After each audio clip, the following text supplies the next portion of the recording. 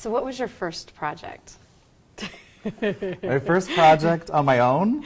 Or Yeah, I'll speak about my first project on my own. Yeah, because it's probably the most informative Or for you. It was horribly done, but I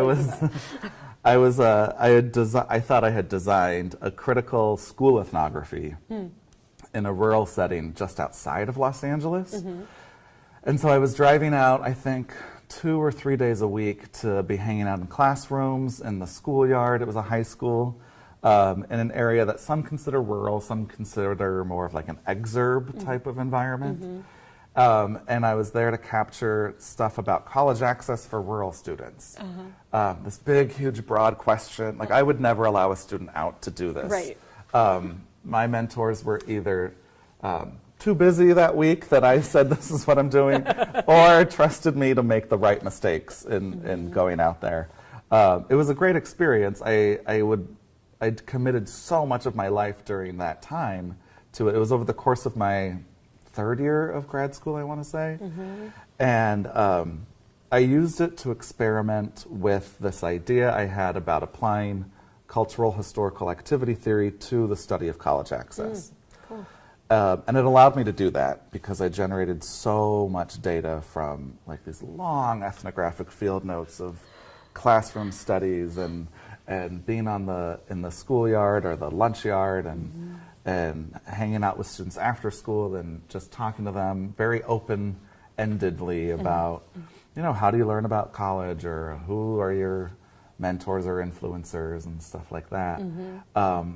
But I didn't have a really strong design, so I got lost in the weeds fast and really struggled to climb my way out. But that was the first step. For a long time, I thought I wanted to focus more geographically on things.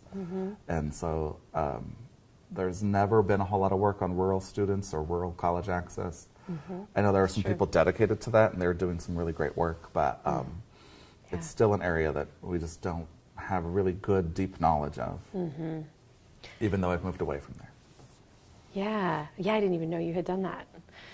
So you said that you kind of got lost in the weeds in that study. What do you think led you to get lost in the weeds? What was it about the design or the lack of design that made it so overwhelming? Or it was poorly designed to the extent that all I had known was I said I'm going to do these 3 kind of methods, because those are the 3 ethnographic methods that we do. I was going to do participant observation. I was going to do ethnographic interviews, like built out of the ethnographic interview book, right? And I was going to do artifact collection, and I did all 3 of those things. I did not know why I was doing any of them. Okay. You know, I didn't know how they were supposed to connect to each other. I didn't know what I should be choosing to pay attention to. I didn't know because I didn't think through the design very carefully.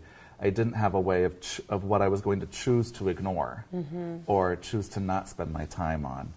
And when you get in the field, when I first enter any field site, I am just fascinated by everything. Yeah. You know, it's like a little kid going to Disneyland for the first time.